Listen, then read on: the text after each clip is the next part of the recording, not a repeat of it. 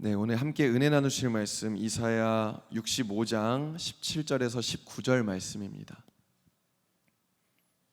이사야 65장 17절에서 19절 말씀.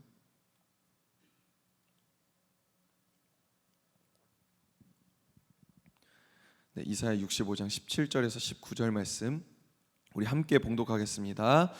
보라, 내가 새 하늘과 새 땅을 창조하나니 이전 것은 기억되거나 마음에 생각나지 아니할 것이라. 너희는 내가 창조하는 것으로 말미암아 영원히 기뻐하며 즐거워할지니라.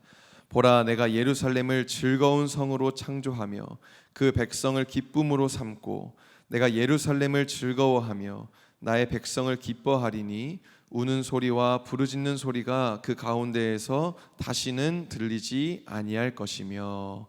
아멘, 아멘. 네, 오늘은 이사야 63장에서부터 66장의 말씀을 읽습니다. 이제 오늘이면 이사야 말씀이 끝나고요. 다음 주에 이제 예레미야로 넘어가게 됩니다. 이사야서에 담겨 있는 성전 신학이 있습니다. 이 이사야서, 그 다음에 예레미야서, 그 다음에 에스겔서, 이렇게 성전 신학이 조금씩 다른데요. 근데 이 이사야서에 담겨 있는 성전 신학은 예루살렘 성전의 회복입니다. 하나님이 만드신, 하나님이 허락하신 그 예루살렘, 그 이스라엘의 수도이자 그 하나님의 마음이 있는 곳, 그곳이 예루살렘이잖아요. 그래서 이 예루살렘의 성전, 그곳이 회복될 것이다. 이것이 이사야에서 이야기하고 있는 성전 신학입니다.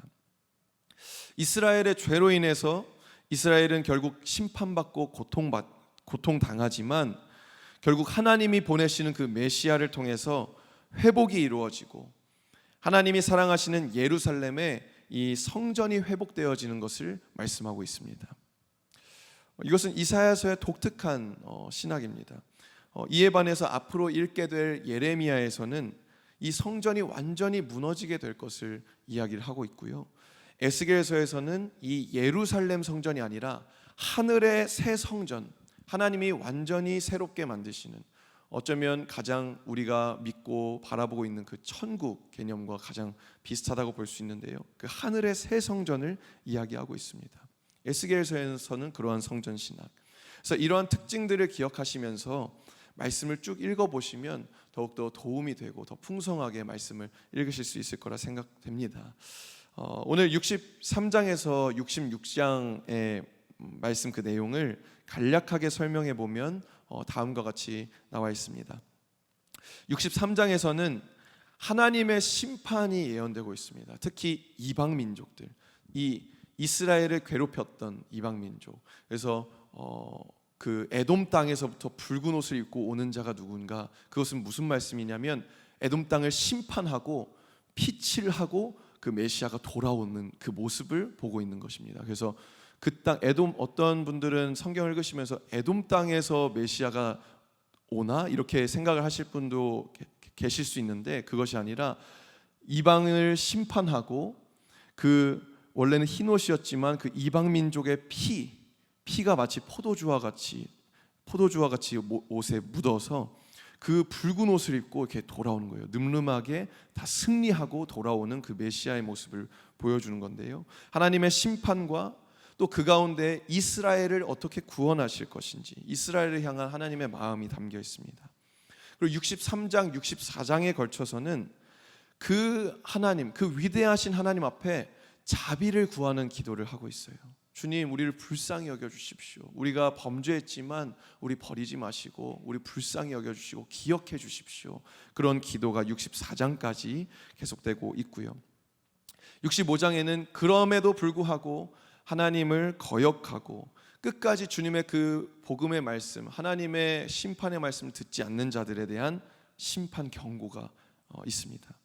그런데 65장 뒤쪽에 보면 그 가운데 주님을 의지하고 믿는 자들에게는 무엇이 주어지느냐, 무엇이 약속되느냐, 바로 새 하늘과 새 땅에 대한 약속, 새 예루살렘, 그것이 약속되고 있는 하나님의 말씀이 이 65장에 담겨 있습니다.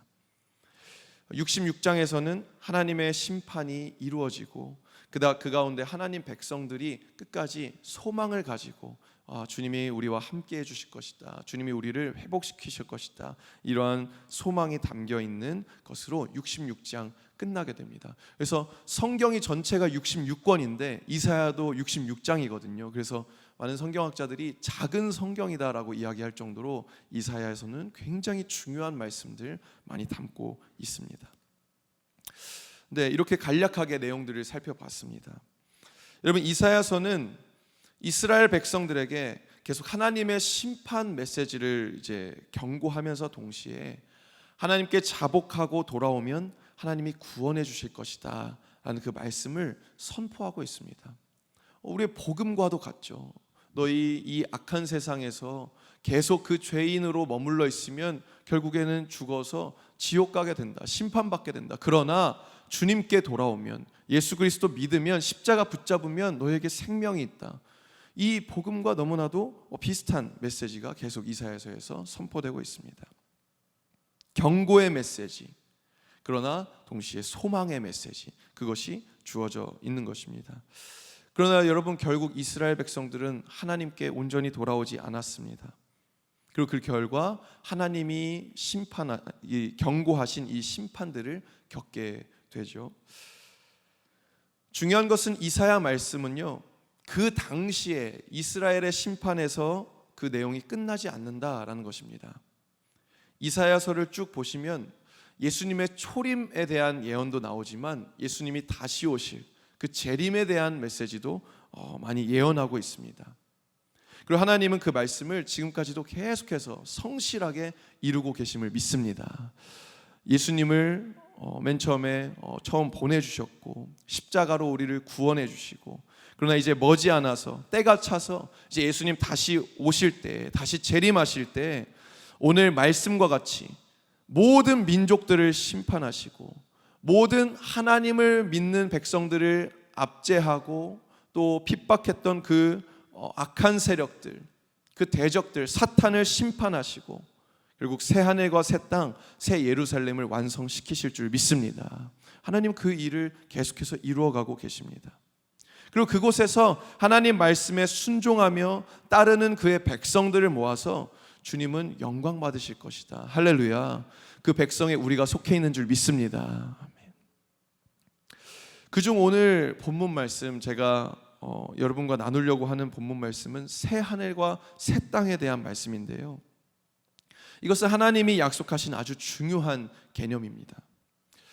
바로 하나님이 통치하시는 하나님 나라를 의미하고 있습니다. 하나님이 다스리시고 하나님이 통치하시는, 신약에서는 우리가 천국이라고도 이야기하죠. 하나님 나라.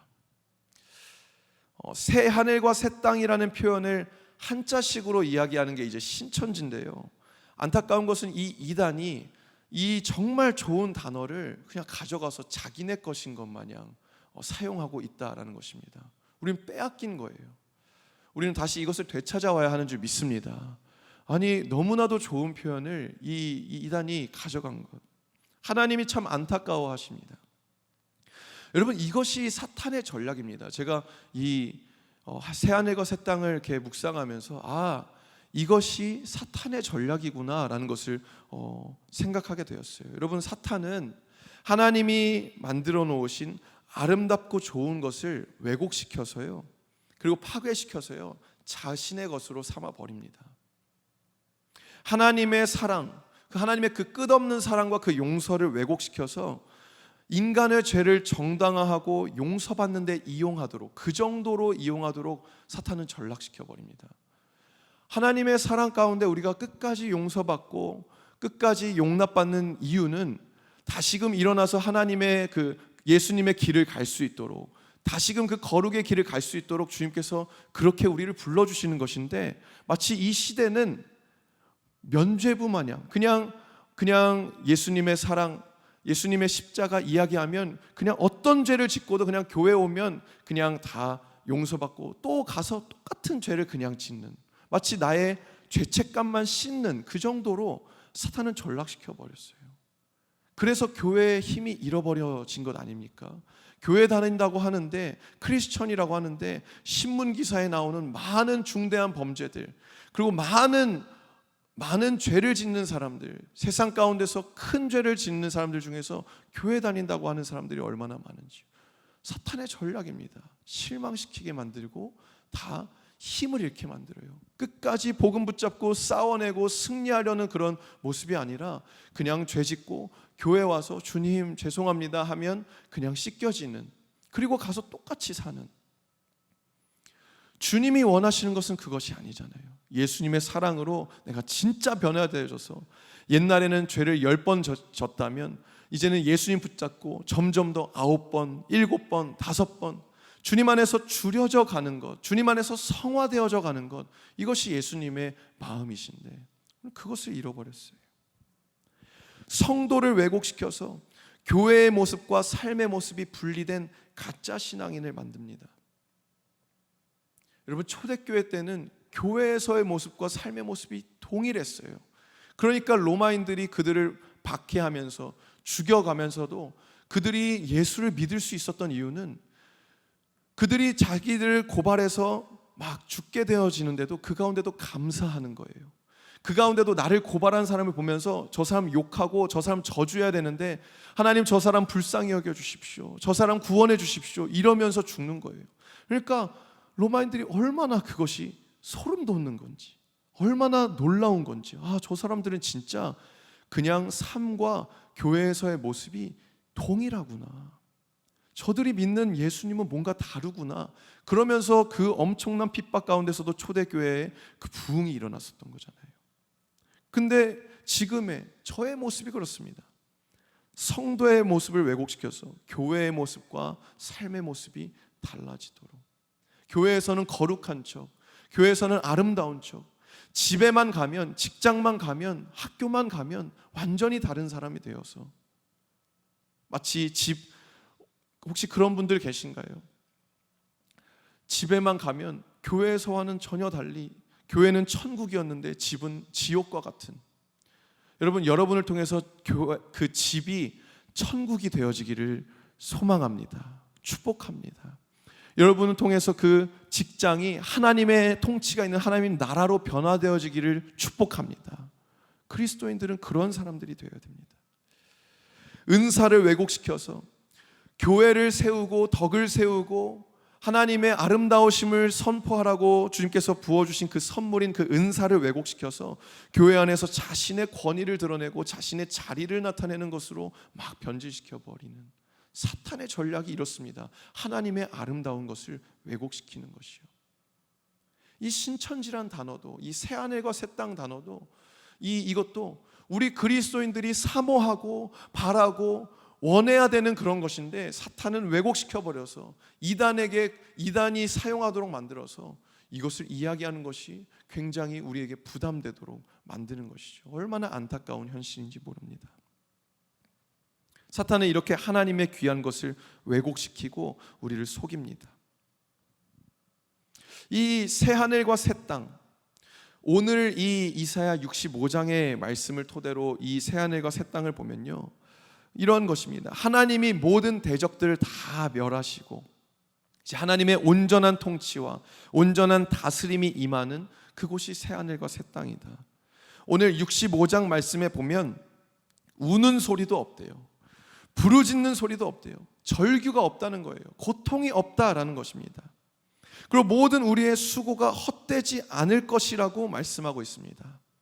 이번 주일에 담임 목사님께서 일에 대해서 풀어주셨잖아요.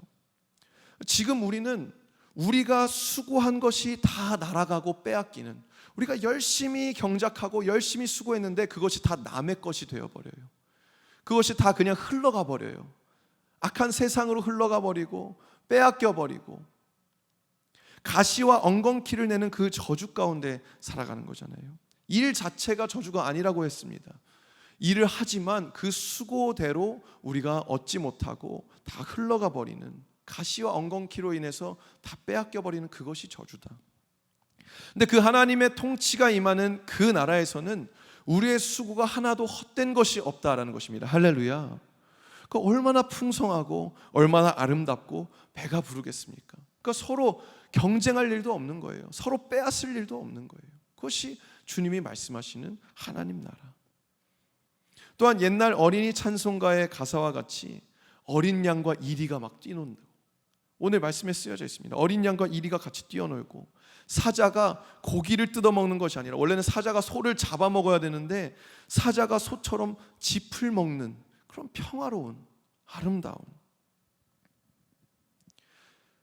그리고 24절에는 이렇게 이야기하고 있습니다. 이사야 65장 24절 우리 함께 읽어볼까요? 시작. 그들이 부르기 전에 내가 응답하겠고 그들이 말을 마치기 전에 내가 들을 것이며. 할렐루야, 할렐루야. 얼마나 기대가 되고 소망이 됩니까?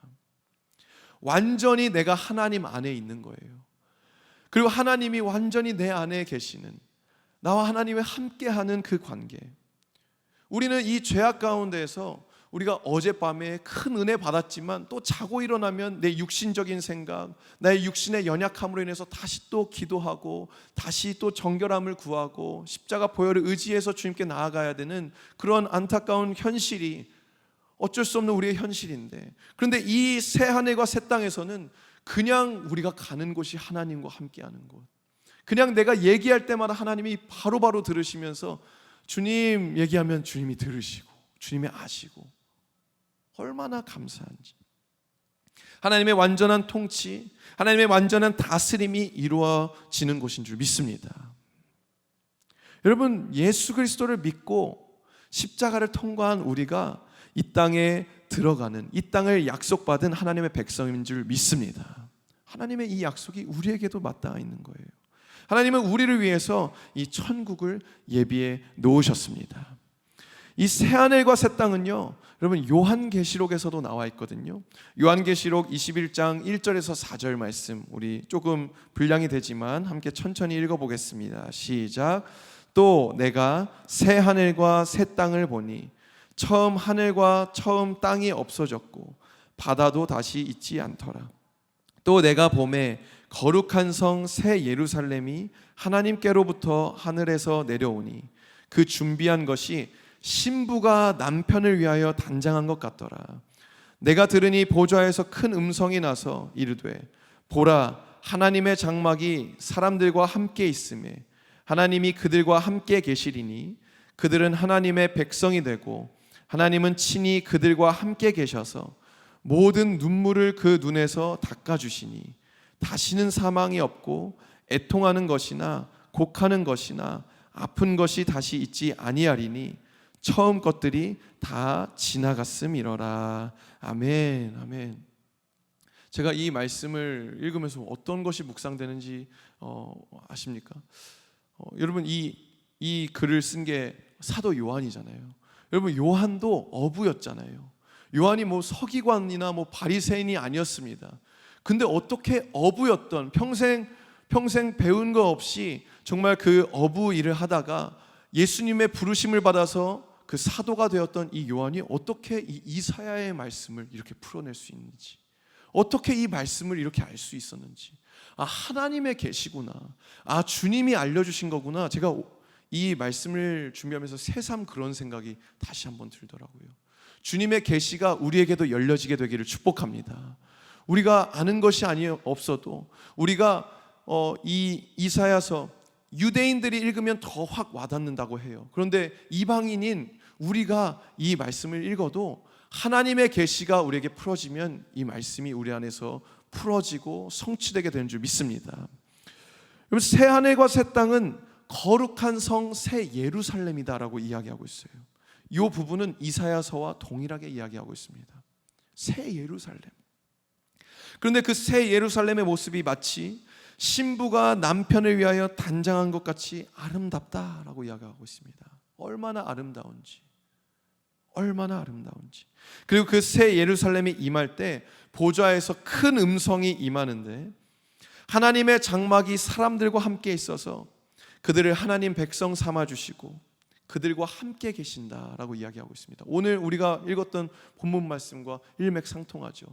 하나님이 우리가 기도한 것 끝나기도 전에 다 들어주신다고 하는데, 여기에서는 하나님이 백성들과 함께, 그 백성들이 하나님과 함께 있는 그것을 말씀하고 있잖아요. 그러면서 이 표현이 저에게 다시 한번 와닿았습니다. 임마누엘, 할렐루야. 임마누엘. 예수님이 이 땅에 처음 오셨을 때도 임마누엘의 하나님이다 라고 하셨는데, 예수님이 다시 이 땅에 오실 때, 다시 재림하실 때 그 군주로, 그 통치자로 이 땅을 심판하시고 하나님을 믿는 자들 하나님의 나라로 인도하실 그때에 더욱더 강력한 임마누엘의 하나님으로, 우리 백성들과 함께 하시는 그 하나님으로 오시게 된다. 할렐루야. 그것이 소망되어졌습니다.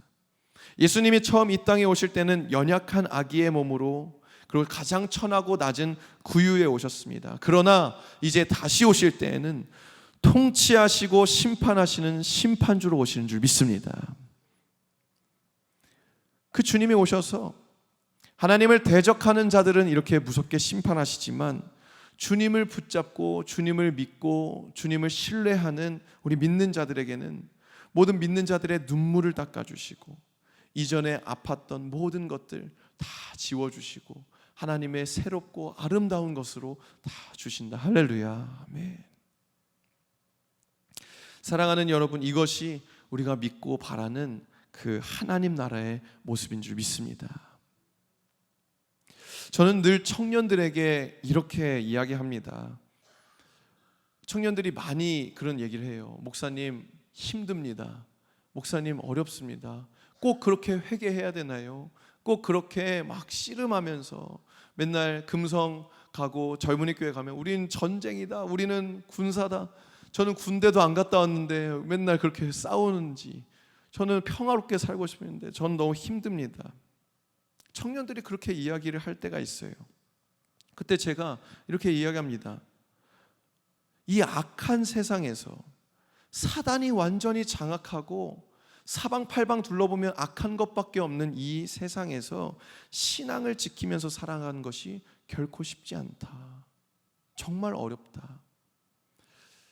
예전에 임재정 목사님이라는 분이 이제 젊은이 교회에서도 많이 설교해 주시고 하셨는데, 그분이 이런 말씀하시더라고요. 우리가 그리스도인의 정체성이 된다는 것은 마치 평양 한가운데 갑자기 내가 정신 차려 보니까 그 북한의 핵심인 그 평양 한가운데 대한민국 군복을 입고 딱 떨어진 것과 같다라고 이야기하시더라고요. 무슨 말씀인지 이해가 되십니까? 대한민국 군복을 입고 딱 평양에 딱 떨어졌을 때 평양 사람들이 동무 어서 오세요, 환영합니다 이렇게 하겠느냐? 아니다라는 것이죠. 사방팔방에서 바로 총을 겨누고 바로 너 뭐야? 너 빨리 엎드려, 너 빨리 굴복해, 쟤 잡아, 쟤 죽여, 이러한 상황이 펼쳐진다는 것이죠. 우리가 이 세상 가운데서 그리스도인으로서 살아가는 것이 마치 그것과 같다. 우리가 그리스도인으로서 예수로 옷 입고 이 세상 가운데 거듭나게 딱 일어난 순간 세상은 우리를 죽이려 한다. 세상은 우리를 겨눈다. 너무나도 와닿았습니다.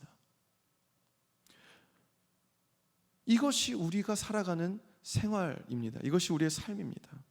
그래서 이 악한 세상 가운데서 신앙 지키면서 살아가는 것이 쉽지 않은 것이 당연하다. 쉽지 않아? 힘들어? 그럼 너 잘 살고 있는 거야. 오히려 아무렇지 않고 편안하고 그냥 할만한데 하면 그거 뭔가 이상한 거다. 그래서 예수님도 좁은 길로 가라고 하셨고 협착한 길로 가라고 하셨다. 우리가 가는 길은 십자가 길이야. 편하게 신앙생활하는 것은 그거는 어쩌면 가짜일 수도 있어 라고 이야기를 자주 합니다. 여러분, 요즘 많은 교회와 성도들이 겉은 정말 번지르르 합니다. 다녀보면 얼마나 아름다운 교회들이 얼마나 많은지, 얼마나 아름답고 와 정말. 그리고 제가 어떤 교회 가는데 막 오르간 소리와 함께 하니까 막 천국에 있는 것 같은 그런 예배.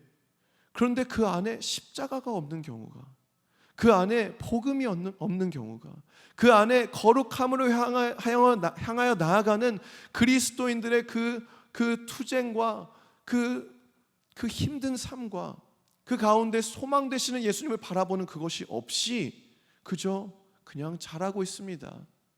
위로하고 가짜 평안을 선포하는 그런 것들이 얼마나 많은지요. 성경에 한번 보시면요, 이사야서부터도 그렇지만 가짜 평안을 이야기하는 사람들 하나님이 싫어하십니다. 그들은 정말 심판 앞에 놓여 있었는데 괜찮아, 하나님 그냥 하나님 앞에 있으면 그냥 하나님이 우리를 보호해 주셔, 너희 모습 그대로 괜찮아, 이렇게 얘기했던 사람들 다 심판받았습니다. 하나님이 싫어하십니다. 겉으로는 은혜 많이 받는 것처럼 보이지만, 교회 예배 때는 수많은 사람들이 모이지만, 그러나 실상의 삶에서는 예수님 따라가지 않고 사실은 자기 자신을 위한 신앙생활을 하고 있는 그런 가짜 성도가 너무 많습니다. 저의 모습을 돌아보게 됩니다. 그저 위로받고 싶고 이해받고만 하고 회개하지 않고 거룩을 추구하지 않습니다. 우리를 구원하기 위해 피 흘리신 그 예수님의 십자가를 이용해서 자신의 죄와 자신의 연약함을 이해받고 정당화하는 그런 모습들, 그런 것이 너무나도 많습니다. 저는 청년들에게 이러한 거짓 가르침을 경계해야 된다, 매번 이야기합니다. 매번 얘기합니다. 나는 천국 갈 수 있어, 나는 천국 백성이야 라고 평생을 생각하다가 막상 주님 앞에 섰는데, 그렇게 평생 생각하고 편하게 살다가 막상 주님 앞에 섰는데 주님이 나 너 모른다 라고 얘기하면 여러분 어떻게 합니까? 그러나 평생을 내가 힘들게 살았지만, 평생을 내가 눈물을 흘리며 내가 이 신앙 지키려고 싸워가며 살았지만, 주님 앞에 섰을 때 내 아들 내 딸아, 너가 수고한 거 내가 너무나도 잘 안다, 내가 이제 갚아줄 거야 라고 안아주시는 것, 여러분 이것이 더 의미 있는 것 아닙니까? 이것이 우리가 추구해야 되는 거 아닙니까? 여러분, 우리는 자신을 점검하고 회개함으로 주님께 나아가야 합니다. 이것이 우리의 모습이 되어야 돼요. 신앙과 삶이 분리되면 안 됩니다. 청년들이 특히 그래요. 신앙과 삶이 분리돼요. 예배 때는 막 길길이 뛰고 엄청 은혜 받고 막 그러는데, 삶의 모습에서는 예배 끝나고 집에 가자마자 엄마의 한 소리에 화를 버럭 내는 그런 모습들, 그런 거 하지 마라 라고 제가 이야기합니다. 여러분, 예배 드리는 모습이 내 삶의 모습과 동일해야 하는 줄 믿습니다. 예배 드릴 때 하나님 만나며 하나님께 나아가는 모습이 우리가 이 세상 가운데 나를 핍박하고 나를 어렵게 하는 사람들에게 나아가는 모습과 동일해야 하는 것인 줄 믿습니다. 주님께는 그 사랑의 모습으로 나아가면서 나를 조금만 어렵게 하면 바로 세상 사람들과 같이 칼날을 들이대고 서로 죽이려 하고, 여러분 그것이 아니라 그냥 때리면 맞고 축복해 주는 거예요. 그것이 성경에서 이야기하는 거잖아요. 진리 위에 있을 때만. 어제 담임 목사님 말씀하셨죠. 그저 착한 것은 덕이 되지 않는다고요. 진리 위에서 착한 것. 아마 여러분 그 신약의 사도 바울의 그 서신을 잘 보시면요, 거기서 막 내어주고 양보하고 이야기하지만 그 초대교회 교인들 진리 위에서 그렇게 했었습니다. 그 로마가 압제하고 그들의 어떠한 신앙을 빼앗으려 할 때는 목숨 걸었습니다. 목숨 걸고 그것을 지켰습니다. 그러나 그들이 세상 사람들의 아직 예수를 알지 못하는 사람들을 섬기고 그들을 사랑해 줄 때는 정말 자신의 것을 내어줬거든요. 그런데 이렇게 살아가니까 이 악한 세상 가운데서 살기가 힘든 것이죠. 그래서 전쟁인 것이고 깨어 있어야 하는 것입니다. 그러다 보니 크리스천으로 살아가는 것은 눈물 날 일 많고 속상할 일 많고 억울할 일 많고 어쩔 때는 미련해 보이기도 합니다. 내가 왜 이렇게 살아야 되나? 내가 왜 이렇게 고통받아야 되나? 그런 생각이 몰려올 때도 있는 거예요. 그러나 여러분, 그럼에도 우리가 낙심하지 않고 기뻐하고 감사할 수 있는 것은 오늘 말씀에 약속된 이 새 하늘과 새 땅, 이 하나님의 나라가 우리를 향한 약속이기 때문에 그런 줄 믿습니다. 아멘. 이스라엘 백성도 마찬가지였어요. 그들은 죄로 인해서 하나님의 징계를 받았고 자신들의 나라를 잃어버리는 지경까지 이르렀습니다. 그런데 그들은 낙심하지 않고 주저앉아 버리지 않았어요. 끝까지 하나님 바라보고 끝까지 다시 회개하고 다시 주님께 나아와서 예루살렘과 성전이 회복되어지는 것을 그들이 보게 됩니다. 그럴 수 있었던 원동력이 무엇일까요? 바로 그들에게 오늘 말씀과 같이 하나님 나라, 그 새 하늘과 새 땅에 대한 신실하신 하나님의 약속이 있었기 때문에 그랬습니다. 이스라엘은 그 약속을 붙잡았고요, 결국 하나님의 때에 바벨론에서 예루살렘으로 돌아올 수 있었습니다. 여러분, 하나님은 우리에게도 그 약속을 주셨습니다. 하나님의 나라, 그 천국에 대한 약속을 주셨습니다. 예수를 믿고 예수를 구주로 모시며 살아가는 사람은 하나님의 자녀가 되어서 하나님의 나라에 들어갈 수 있는 길을 열어주셨습니다. 그 약속이 오늘 저와 여러분에게 있는 줄 믿습니다. 그런데 더 중요한 것은요, 그 약속, 그 천국 약속이 죽어서 가는 것으로 끝나는 것이 아니라 바로 오늘 주님을 믿는 자에게, 주님을 믿는 그 성도들의 삶 가운데 그 하나님의 나라가 임하는 것까지 약속되었다라는 사실입니다. 할렐루야. 누가복음 17장 21절 말씀입니다. 또 여기 있다 저기 있다고도 못하리니 하나님 나라는 너희 안에 있느니라. 아멘. 마태복음 12장 28절 말씀 함께 있습니다. 시작. 그러나 내가 하나님의 성령을 힘입어 귀신을 쫓아내는 것이면 하나님의 나라가 이미 너희에게 임하였느니라. 아멘. 여러분, 예수를 믿어서 성령 받은 우리 안에 이미 하나님의 나라가 임했음을 선포합니다. 하나님의 통치하심과 하나님의 다스리심이 우리 안에 있는 거예요. 그렇기 때문에 우리는 이미 주님 안에서 이 새 하늘과 새 땅 가운데 이루어 주시는 그 하나님의 위로하심과 하나님의 회복하심과 하나님의 함께하심이 우리 안에 있는 줄 믿습니다. 그래서 죽을 날만 기다리는 것이 아니라 오늘 하루 힘들고 어려운 일이 찾아와도 내가 주님 붙잡고 내가 주님 안에 나아가면 우리 안에 하나님의 그 위로와 하나님의 그 함께하심이 풀어지게 되는 것입니다. 할렐루야. 그래서 우리가 예배를 소망하는 거예요. 우리가 예배 가운데 나오는 거예요. 그 주님의 임재, 주님의 나라가 내 안에 다시 세워지고 이루어지는 것을 보기 위해서. 사도 바울과 실라도 복음을 전하며 다니다가 빌립보 감옥에 갇힙니다. 엄청난 매를 받습니다. 몸을 움직이는 것조차 어려운 상황이었습니다. 그러나 그들은 그 사방에 우겨쌈을 당한 상태에서 포기하고 낭망하는 것이 아니라 그때 일어나서 하나님을 찬양하고 기도하기 시작합니다. 그러니까 그곳이 하나님 나라가 되잖아요. 닫혀있던 옥문이 열리잖아요. 할렐루야. 로마서 14장 17절 18절 말씀입니다. 이 말씀 선포하고 우리 함께 기도하기 원합니다. 우리 함께 했습니다. 시작. 하나님의 나라는 먹는 것과 마시는 것이 아니요 오직 성령 안에 있는 의와 평강과 희락이라. 이로써 그리스도를 섬기는 자는 하나님을 기쁘시게 하며 사람에게도 칭찬을 받느니라. 아멘, 아멘. 하나님의 나라는 오직 성령 안에 있는 의와 평강과 희락이다. 할렐루야. 이 성령 안에 있는 의와 평강과 희락이 우리 삶 가운데 그 하나님의 통치하심 가운데 풀어지고 이루어지기 시작할 때 여기에 18절에 보면 이로써 그리스도를 섬기는 자는 하나님을 기쁘시게 하고 사람들에게도 칭찬받는다. 할렐루야. 우리의 삶 자체가 복음이 되는 것입니다. 우리의 삶 자체가 하나님의 나라가 되는 것입니다. 아멘. 우리 그러한 삶을 꿈꾸게 되기를 원합니다. 아니, 그러한 삶을 이루어내시는 저와 여러분 되시기를 축복합니다.